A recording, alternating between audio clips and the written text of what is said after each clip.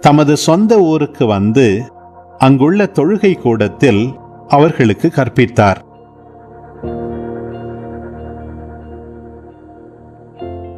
அதை கேட்டவர்கள் வியப்பில் ஆழ்ந்தார்கள்.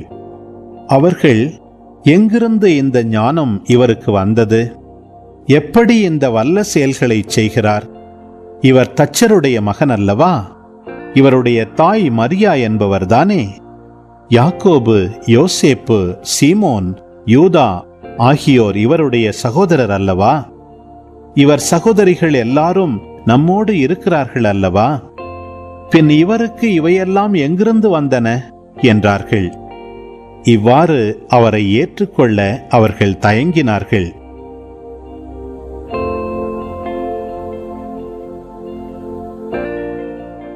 இயேசு அவர்களிடம், தம் சொந்த ஊரிலும் வீட்டிலும் தவிர மற்றெங்கும் இறைவாக்கினர் மதிப்பு பெறுவர் என்றார்.